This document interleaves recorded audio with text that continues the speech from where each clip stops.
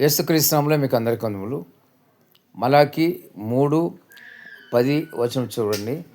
దానిలో ఏముంటుందంటే, నా మందిరములో ఆహారం ఉండినట్లుగా మరి మీ రాబడంతట్లో 10వ వంతు తీసుకొచ్చి ఇవ్వమని ఉంటుంది. అంతేకాకుండా నన్ను శోధించిన యెడల మరి పట్టరాని దీవులు ఇస్తానని చెప్తున్నాడు ఆయన.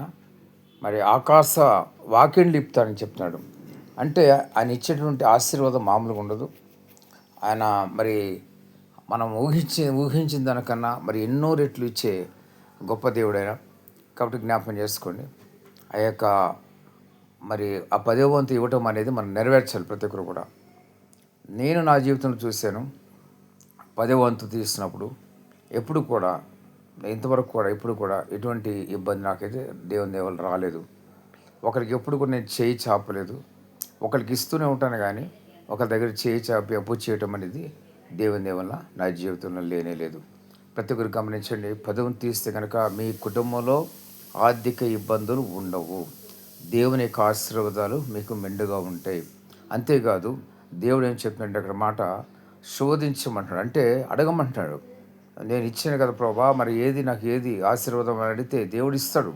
ఆయన ఆకాశ వాకిండ్లు ఇప్పిస్తానని చెప్తున్నాడు. పట్టరాని మరి దీవులు ఆయన మీకు అనుగ్రహిస్తానని చెప్తున్నాడు. కాబట్టి మరి 10వ వంతు చాలామంది బాధపడతారు, కష్టపడతారు. మరి 1000 రూపాయలు 100 రూపాయలు ఇచ్చేలా, 10,000 వస్తే 1000 రూపాయలు ఇవ్వాలా, 1,00,000 వస్తే 10,000 ఇవ్వాలా, ఈ విధంగా ఆలోచించుకుంటారు. అది కరెక్ట్ కానే కాదు. మీరు ఖచ్చితంగా 10వ వంతు తీయండి. తీస్తే అది మీది కాదనుకోవాలి ఎప్పుడైనా సరే. ఆ 10వ వంతు తీయకపోతే కనుక మీకు ఎక్కడ కూడా కలిసి రాదు. అంతా కూడా ఆర్థిక ఇబ్బందులు ఉంటాయి. ఇంకెప్పుడు కూడా ఆన్లైన్ అప్పు అడుక్కునే పరిస్థితులు ఉంటాయి తప్ప ఎప్పుడు కూడా మీకు సమృద్ధి ఉండదు. అందుకని దేవుని వాక్యలో ఒక మాట కూడా ఉంటుంది, నువ్వు అప్పు ఇచ్చదు కానీ అప్పు చేయవని కూడా దేవుని వాక్యం ఉంటుంది.